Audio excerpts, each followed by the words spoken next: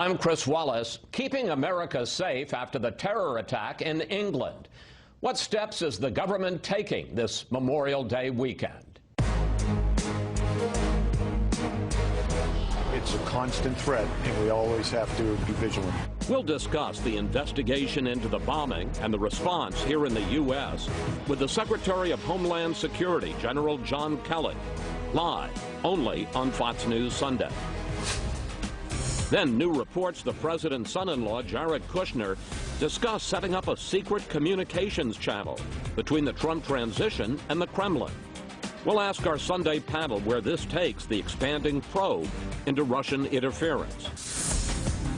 Plus, President Trump returns from his first trip overseas to a domestic agenda in trouble. From Obamacare repeal and replace to the budget, some on Capitol Hill wonder whether Congress will pass anything. Yes, definitely dead on arrival. This is a step backwards. You're not going to make America great again with this budget. We'll break down the president's priorities and prospects with the number 2 Democrat in the Senate, Dick Durbin, and Republican Senator Dr. Bill Cassidy. And our Power Player of the Week, flying high with the Blue Angels. Boy, is it sweet when we put all that together and get that synergy and you feel that fuzz. All right now on Fox News Sunday. And hello again on this Memorial Day weekend from Fox News in Washington. President Trump is back at the White House, arriving late last night after a largely successful 9-day trip to the Middle East and Europe. But he returns to a spreading scandal about links between the Kremlin and some of his current and former advisors, and to a domestic agenda that stalled in Congress. We'll get to all of that this hour, but we begin with terror. That suicide bombing at a concert in Manchester, England that killed 22, just the first of 4 savage attacks this week around the world. Joining us now, the man in charge of keeping America safe, the Secretary of Homeland Security, General John Kelly. Mr. Secretary, welcome to Fox News Sunday. Chris. Before we get to terror, let me ask you about the hot story in Washington now, these revelations about Jared Kushner trying to set up some kind of back channel to the Kremlin through the Russian ambassador. Your reaction to that? Is there anything improper with that? Well, I don't know if it's true or not. I know it's being reported in the press. But it has been confirmed to me the conversation took place. Then I would just tell you, Chris, that I think any channel of communication, back or otherwise, with a country like Russia is a good thing. I mean, multiple ways to communicate back and forth is a good thing with any country, I think, and particularly a country that's like Russia.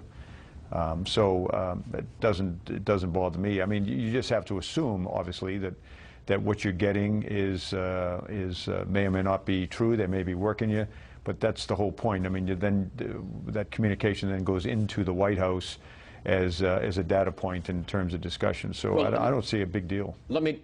You say you don't see a big deal? No, I think any time you have channels of communication with a country, particularly one like Russia, I wouldn't criticize it.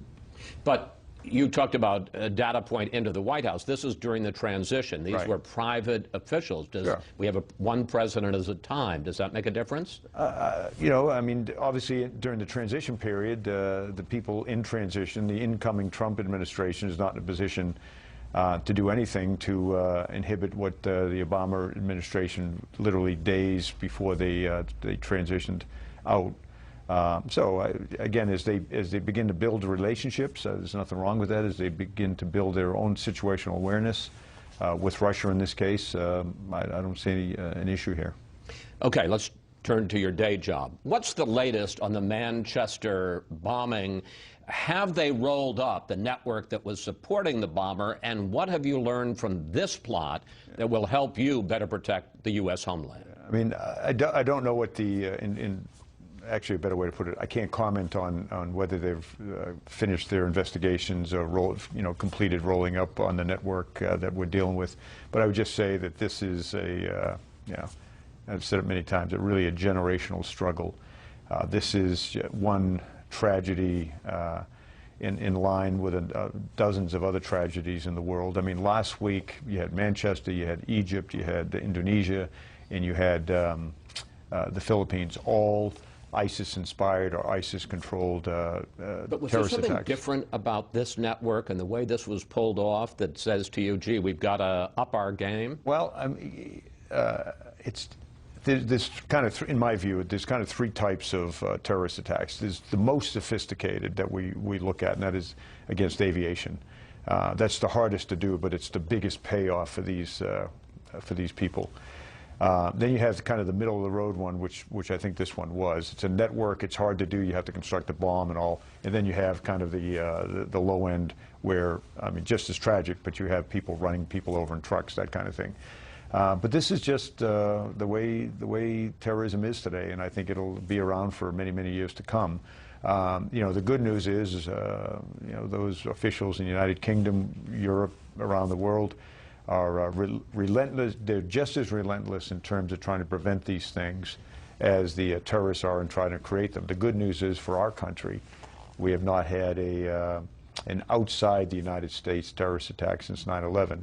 And that goes to the issue of those that fight our away game, that's DOD, NSA, CIA, and those that fight the home game, that's DHS, FBI, local law enforcement. Let me pick up on this, because part of the story that this week was the leak of information about the bomber and the bombing that made its way into the U.S. media, and that set off this exchange.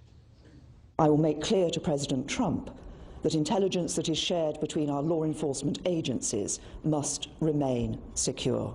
We take full responsibility for that, and we obviously regret that that happened. How was this kind of sensitive information leaked to the New York Times? And, General, why is it that, whether it's politics or terror, our intelligence agencies, our law enforcement agencies can't keep a secret?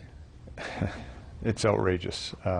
When I called immediately after the attack, I called my counterpart in UK, offered my condolences. By the way, the third time I've offered her, Amber Rudd, my condolences in 120 days. That's how frequent this kind of these terrorist attacks are happening. Anyways, she rightfully and very graciously accepted the condolences and leaned into me on this leak. It's outrageous. I don't know why people do it.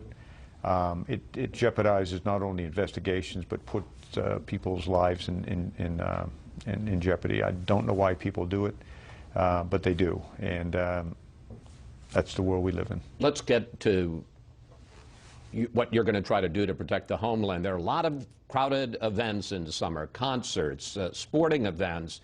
How do you harden these soft targets like this concert was, and do you have new thoughts, because this person didn't get into the event, he was outside the event?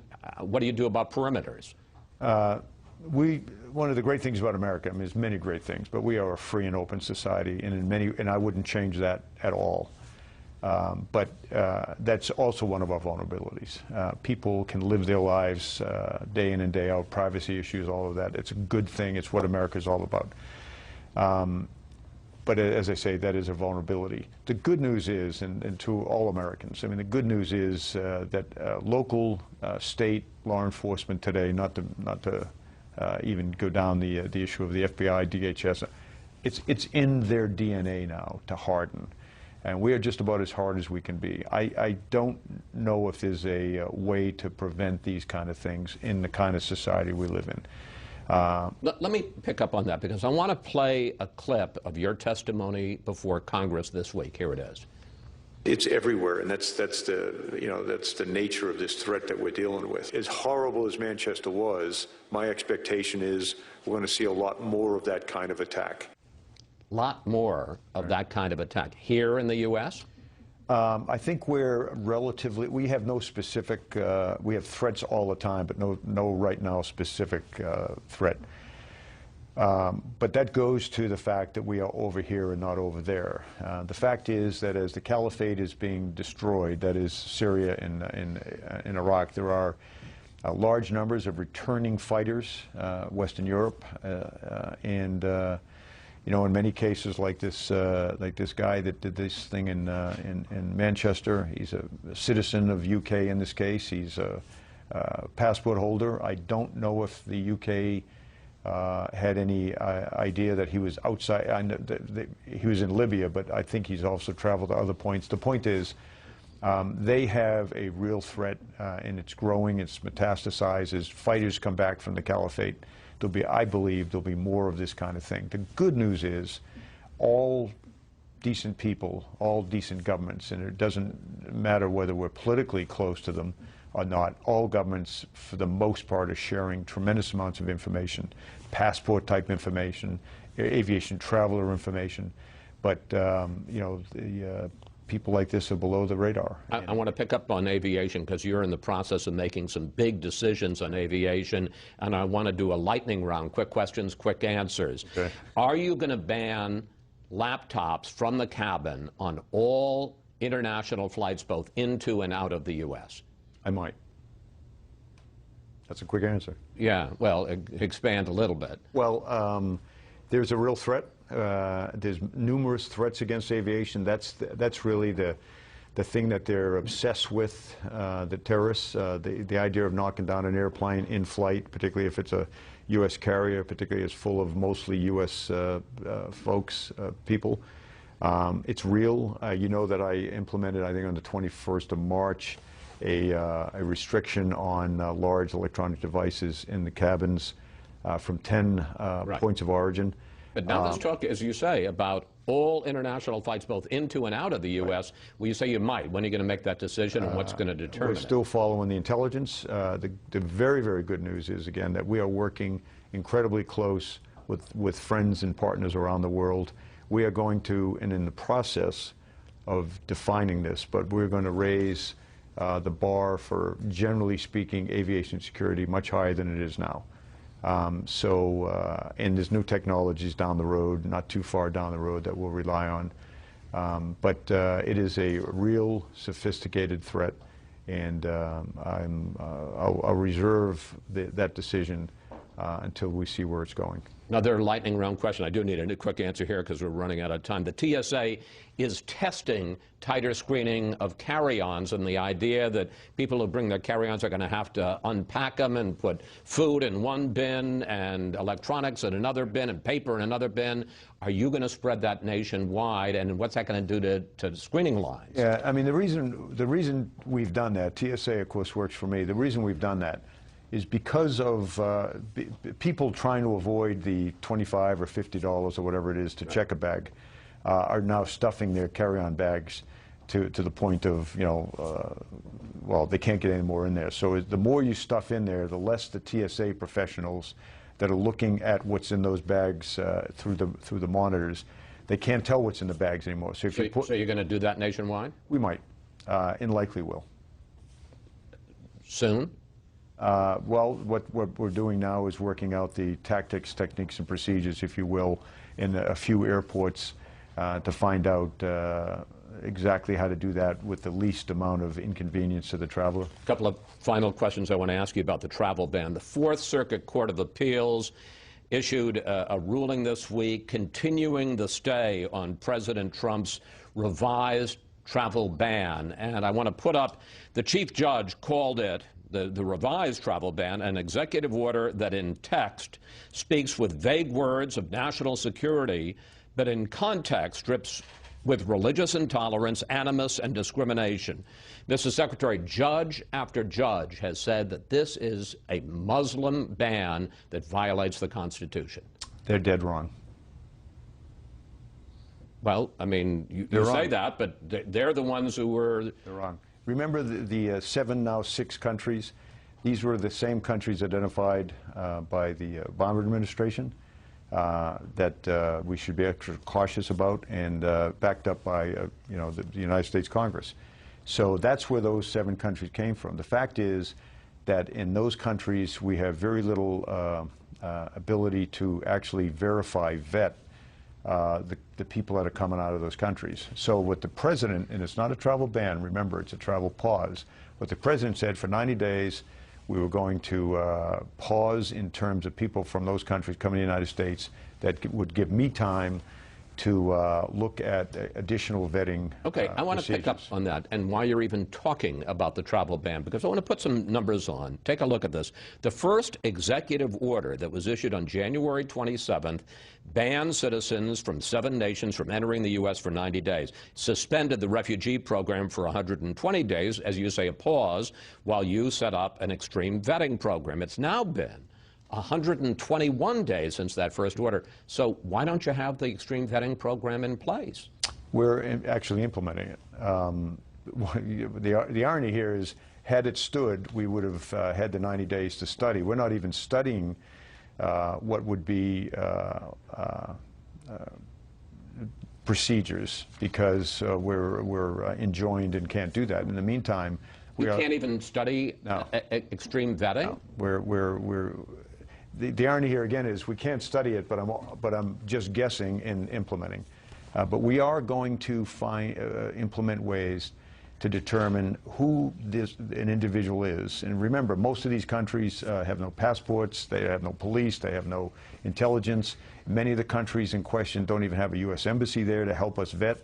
The UN will tell you it's almost impossible to vet these people from these countries because there are no passports and all the rest of it. We have to figure out a way to determine who they are and why they're coming to the United States. Otherwise, we're guessing. And this president and John Kelly doesn't want to guess when it comes to national security and the protection of the U.S. population. Secretary Kelly, thank you. Thanks for sharing part of your holiday weekend with us. Absolutely. Thanks. Up next, new reports that Jared Kushner attempted to set up a back channel between Russia and the Trump transition. We'll bring in our Sunday group to discuss the expanding Russia probe. Plus, what would you like to ask the panel about the continuous leaks in Washington? Just go to Facebook or Twitter at Fox News Sunday, and we may use your question on the air. Furious about the past presidential election of a man whose presidency would eventually end in disgrace with his impeachment for obstruction of justice. Hillary Clinton talking about Richard Nixon in her commencement speech at Wellesley College, but clearly taking a shot at President Trump. By the way, Nixon resigned before he was actually impeached. And it's time now for our Sunday group, the head of Heritage Action for America, Michael Needham, Charles Lane of the Washington Post, Gerald Seib from the Wall Street Journal, and National Security Council staffer Jillian Turner. And just to catch you up, President Trump returns home to reports that his son-in-law, Jared Kushner, met with the Russian ambassador to the U.S., Sergei Kislyak, in December, and that they discussed setting up a secret, secure channel between the Trump transition and the Kremlin. That communications link reportedly to be based in a Russian diplomatic facility. A source close to the Trump administration tells me the conversation did take place, but he says it was the ambassador who proposed the back channel, not Kushner, so the Russian military could talk with Trump advisors about the situation in Syria. And this source points out that the secure link was never set up. So, with that as a preface, Jerry, your reaction to the Kushner story, and how does this complicate the already complicated investigation of links between the Kremlin and the Trump transition? Well, look, I mean, back channels are not unusual. They're not unprecedented. This one might have seemed perfectly innocent. Two problems, though, with it. One is this happened during the transition, and it seems to violate, as you suggested earlier in the show, the only one president at a time rule. And the second one is it's Russia, after a campaign in which the Russian connection to the campaign, the Russian interference in the campaign was a big issue. And I think that the fact that it was at a time when people were looking for whether there were going to be signs of special favors to Russia as a result of help they might have given President Trump, then President-elect Trump, during the campaign. That's what makes this a big story. It's the context of the conversation as much as the actual content. Michael, I want to ask you, one, whether it's a big story, and secondly, about this talk that we're hearing that's just rampant in Washington today about major changes in the White House, that they're going to set up a rapid response operation to deal with all the incoming leaks, that the president has hired at least one criminal defense lawyer and may be in the process of hiring a team, and that his staff is urging the president to let the lawyers vet his tweets. I mean, it really does sound like they're going on a war footing on this. Yeah, I don't know if it's a major story. There's several investigations going on. They probably should be allowed to work their course. It's kind of exhausting reading some of these news stories and trying to figure out what did you read 3 weeks ago that's just being recycled versus what's new. I think it's smart for the administration to try to put this stuff to the side, have a team that looks at these issues and another team that looks at a lot of real policy issues, which are closer to the American people. You have the most conservative, exciting budget that's come out since Reagan. We're going to get to the agenda in the next segment. So I think trying to segment this is what. Story? I mean, at the very least, it seems dumb.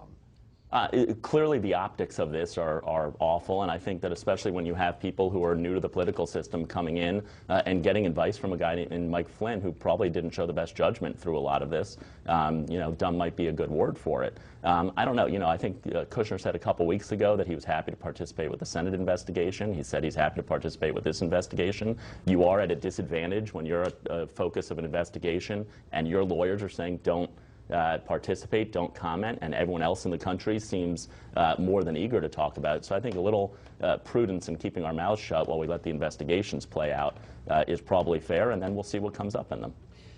You talked about the fact that there are all these stories, and sometimes it's hard to remember what you heard this week and what you heard the last week. And this gets to the question of leaks. I asked our staff to put together, and let's put it up on the screen, a list of the headlines from just the last 2 weeks. This is just Sunday 2 weeks ago till today. And as you can see, there's been a torrent of disclosures from intelligence and law enforcement officials. Jillian, as somebody who worked in the government, have you ever seen anything like this? And, the conservatives talk about a deep state, that there are people embedded in law enforcement and embedded in the intelligence community that are trying to bring this president down. It sure seems like it's true. So to me, on the question of leaks, it seems that without a doubt, leaks of classified information today are the #1 threat to U.S. national security interests across the globe. And I think that for evidence of that, we need look no further than the very public reprimand the United States had to endure from Britain earlier this week in the wake of the Manchester attacks. A reminder that the British-U.S. intelligence cooperation relationship is one of the closest that has ever existed. And in my lifetime in government and policy, I have not seen something so public, or risk. Most of these leaks aren't about national security. They're about Trump's political security. Yeah, and so this gets to the question of the deep state. So I'm somebody who likes to push back against that narrative, having been a civil servant in the government. Again, in the national security community is different than the political community, the rest of the policy community. But I will say that from what I have seen and experienced, it does not exist. There is not this liberal. How do you explain this? There isn't a liberal core of people. Put it this way, Chris, for a hard fact, more than 50% of the federal workforce today is made up of people that joined the government prior to President Bush's tenure in office. So the idea that these are Obama holdovers is simply not true. It's not the case. I think that when we talk about why individuals leak information, the explanations are as varied as human beings' psychologies. So, for example, a lot of things we're seeing leaked about the president are probably being leaked by his senior staff to hurt one another. That's not unique to the Trump administration. We asked you for questions for the panel, and we got some different reactions on this question of leaks. Audrey Ann sent this on Facebook. Do whistleblowers hold a vital role in the health of a democracy, holding those in power to accountability? But Chuck Cook had a different take. Simple question: if our intelligence agencies are as good as advertised, why can't they find the leakers? Chuck, how do you answer both of them about leaks? Well, as a member of the press and as a believer in the role of the media in holding government accountable, I'm not going to come out against leaks. Because, for all the leaks that may cause this or that official trouble, there's going to be another one that it does play an important role in accountability. But going back to what Jillian said, I think part of the reason that these leaks are flowing so uncontrollably, to the viewer's question, is the factional struggle within this administration. We have this famous dispute between Bannon and Kushner that supposedly was papered over. But I wouldn't be surprised if, those represent two currents, to put it politely, within the White House that are trying to get bad stories out about one another. And this goes to your point about the staff shakeup and so on and so forth. You can shake up the staff all you want, but if the man at the top is not laying out a clear and consistent line, is not himself modeling behavior, for example, by not blowing an Israeli source in a meeting with a foreign government, that sets the tone that this stuff is not really on, then it will continue. I think your point about the responsibility of the press and how leaks play into it actually requires a responsible press also. That when James Fallows of The Atlantic today put side by side the Washington Post and the New York Times and how they treat, I think it was 3 unnamed sources in the White House talking about Jared Kushner and his desire to be here and stay here. This is not an urgent story. This is not something that's getting out there. I don't think you see in the press, the Times and the Washington Post, the way they're playing this, kind of using leakers to try to unearth the truth and taking 2 months like would. All right. This is kind of getting ridiculous. We need to, because we're going to run out of time. Let me simply say, we're just receiving the information. It's people who have sworn, oftentimes taken legal oaths not to divulge the information. They're the ones putting it out. We're just the recipients. All right, we have to take a break here. We'll see you a little later. When we come back, Senators Dick Durbin and Bill Cassidy, is the president's agenda, both his new budget and the effort to repeal and replace Obamacare, in trouble? Indianapolis 500. Back from his first foreign trip, President Trump's focus will now shift to his domestic agenda, his new budget and a bill to repeal and replace Obamacare. Joining us to discuss the president's priorities from Springfield, Illinois, the Senate's #2 Democrat, Dick Durbin, and here in Washington, Louisiana Senator and Dr. Bill Cassidy, who's on both the Senate Finance and Health Committees. Well, Senators, before we get to the Trump agenda, I've got to ask you about the big story in Washington this weekend, the Jared Kushner story, discussions about setting up a possible back channel with Russia. Senator Durbin, what's wrong with that? The bottom line, of course, is we now have a special counsel in Bob Mueller. I have the highest level of confidence in him, and I hope that he will follow all the evidence, all the leads, and all the suggestions, and I'm sure he will. Do you have any specific comment about the Kushner conversation and whether or not he should keep his security clearance? Well, of course not. I mean, this is a rumor at this point, and whether it is something that should be followed up on, I'll trust Bob Mueller's judgment. Senator Cassidy, are you troubled by this? I agree with Dick's assessment, and I'll say when you speak to folks back home, voters across the nation, they're more concerned about their climbing health care premiums and the need to have jobs with better wages and better benefits. This will play out. We will know eventually. Right now, Americans need help with their premiums. Well, you know what then, gentlemen? Let's switch to health care. And the Congressional Budget Office, nonpartisan, released its score of the House bill this week, and let's put the numbers up on the screen. It would reduce the deficit $119 billion over 10 years, but 23 million more people would be uninsured by 2026. The cost of insurance, according to the CBO, for a 64-year-old earning $27,000 a year would increase from $1,700 a year under Obamacare to more than $13,000 under the GOP bill. Here's what Senate Democratic leader Chuck Schumer said this week. Unless you're a healthy millionaire, Trump care is a nightmare. This report ought to be the final nail in the coffin of the Republican effort to sabotage our health care system. Senator Cassidy, is Schumer right? So the Senate will write its own bill. And it shouldn't be the final coffin, because right now there's families sitting around their kitchen table. They're paying $20,000, $30,000, and $40,000 a year for premiums, and there's about to be a 40% increase in many states in these premiums. Cassidy Collins, a bill I've introduced with Susan Collins, we have 4 co-sponsors. Yeah, we're going to get into that in a second. But that said, actually would meet that family's needs. And I think it should be a place we go, and those families are asking us to address this issue. So what would you say to Americans? How should they regard the House bill? As a House product, the Senate will have its own product. We will go to conference, but I think the Senate product, I'm hopeful, will be more likely to address their needs.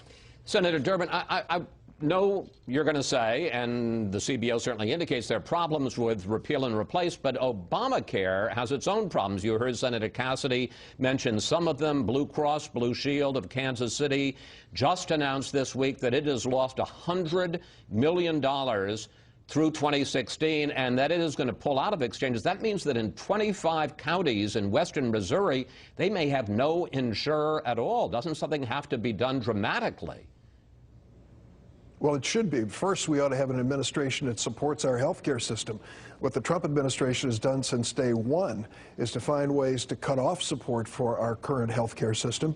Lack of advertising, for example, to bring new people on board so we have larger insurance pools and lower premiums. We have to have an effort made to sustain the current system while we repair it. We shouldn't be sabotaging it. And let's look at the bottom line here. With the Republicans, Senator Durbin, let me just point out, when Blue Cross Blue Shield of Kansas City says they've lost $100 million through 2016, you can't blame that on Trump. He wasn't president. No, of course it is not a situation where the system we have is perfect, and it isn't. I voted for it, and it needs to be repaired, and I think Bill Cassidy and Susan Collins are at least willing to sit down in a constructive fashion and deal with that. Bill and I have had conversations about that. I'm sorry that the two of them are not in the room with the 13 apostles that Senator McConnell's chosen to come up with the Republican plan. Well, I wish Bill and Susan were in there. Let me bring Senator Cassidy back, because let's talk about the Collins, Susan Collins, Republican senator from Maine, and Cassidy plan, and here are some of the highlights of that plan. Keep most Obamacare taxes to pay for a replacement instead of an individual mandate. That would end. Auto-enroll people in insurance so they have to opt out, not opt in, and let states keep most of Obamacare if they want. Senator, it's a very interesting plan, but I don't have to tell you, there are some of your more conservative colleagues in the Senate who are never going to go for this, because they're already upset that they say the House plan leaves too much of Obamacare in place. You're leaving more of it in place. A couple things. It is a conservative solution. A conservative thinks the power should return to individuals and to states. We do that. The power that Obamacare took from states, we give back. And you can't say you're a conservative and we believe in states' rights and then tell states what they cannot do. If a blue state wishes to do a blue thing, God bless them. And as regards to taxes, it isn't so much that we have to keep these taxes. As a fiscal conservative, I do think we need to pay for things. We have to balance our budget. We just say those taxes should be addressed in comprehensive tax reform, not piecemealed beforehand. I will repeat, Cassidy Collins' plan is the conservative solution. But have you gotten any buy-in, and let me just take a few names, from Ted Cruz, from Rand Paul, from Mike Lee, and what are the chances, honestly, that the Senate won't pass anything, that this health care reform is going to die? I can't speak for those senators you listed. I will say that aside from Susan and I, there's 4 other Republicans who have supported. Now, what would really be That's 6. You need 44 more. But of all the plans out there, we're the ones that have the most support. And there are others who are very much interested. But I'll also say to my friend Dick Durbin, if we had Democrats involved, because we do allow a blue state to do a blue thing, that's states' rights, that if we had 25 Democrats and 40 Republicans, it wouldn't be a Republican plan, it wouldn't be a Democratic plan. It would be an American plan. Okay, let me quickly, because I want to get to the budget briefly, but real quickly, Senator Durbin, any Democratic buy-in? As long as we take repeal off the table, there are a lot of Democrats who want to bring a chair to the table. I'm one of them. Let's sit down together with Bill Cassidy, Susan Collins. I don't agree with their many aspects of their startup plan, but it's a good faith effort to do 2 things: reduce the cost of health insurance and expand the reach of health insurance. That should be our national goal. All right. Now there's the Trump budget that was released this week, and let's go through some of the highlights of that. Here are some of the key increases in spending. For the military, increased by 10.1%. Border security by 6.8%. But EPA is cut 31.4%, the State Department by 29.1%, and NIH, the National Institutes of Health, by 18.2%. Here's how Trump Budget Director Mick Mulvaney explained it. Compassion needs to be on both sides of that equation. Yes, you have to have compassion for folks who are receiving the federal funds, but also you have to have compassion for the folks who are paying it. Senator Durbin, I know you're going to bash the Trump budget, but don't we have to cut spending at some point? Are we just going to keep piling up the national debt? Well, that's a very, very important question that you ask, Chris, but the question is where you cut and how you cut. I do not believe you make America great again by cutting medical research to the lowest level in 12 years. I don't think you make America great again by saying to working families it's now more expensive for your kids to borrow money for student loans. You certainly don't make us a great nation by cutting back in infrastructure. All those 3 things are in the Trump budget. So if we're going to have priorities, let's look at the things that are important for building jobs and opportunity in the future. Senator Cassidy, how dead I know it's dead, but how dead is the Trump budget? So, typically, in fact, always, the Senate and the House write their own budget. But it does reflect the president's goals. I actually agree with those goals, but would take a different approach. Let's speak of Medicaid, which under their budget is cut. Medicaid is unsustainable, both for states and for the federal government. It has to be reformed. But as a physician who worked with Medicaid patients, I know that benefit has to also be preserved. I've actually worked on legislation that would bend the cost curve, at the same time reform it so that states would not go bankrupt trying to continue their Medicaid program. We have elements of that in the Cassidy-Collins plan. We share the goal, we just have a different way to get there. Just real quickly, though, I know you're concerned about the Gulf Coast and Louisiana. You okay with cutting EPA? You're a doctor. You okay with these kinds of big cuts in NIH? Again, I think the best way to control future health care spending is to find that cure for Alzheimer's. I agree with the goal. I have a different approach. If we find a cure for Alzheimer's, which postpones or heals, then those folks are not taking $1 trillion out of our economy with their illness. Rather, they are contributing. That capital is used for something else. We can actually get at this in a different way. Senator Cassidy, Senator Durbin, I want to thank you both for coming in, and thank you for your time, especially in this holiday weekend. Thank you. Up next, President Trump wraps up his first foreign trip, but his troubles here at home haven't gone away. Our panel comes back to discuss both. Extraordinary gains on this historic trip to advance the security and prosperity of the United States, our friends, and our allies. President Trump, at the end of his first foreign trip, giving himself good reviews, which is what presidents always do. And we're back now with the panel. Jillian, how do you think the president did on this trip, and why do you think he seemed to get along so much better with the leaders in the Middle East than he did with our allies in Europe? So I really divide the trip into two parts. Conceptually, it's helpful. So the first is really going around and touching on the world's major three religions, Christianity, Judaism, and Islam. And I think that part of the trip went relatively well. We had some pushback from the media about certain protocol optics, like what was donning the heads of Melania and Ivanka Trump.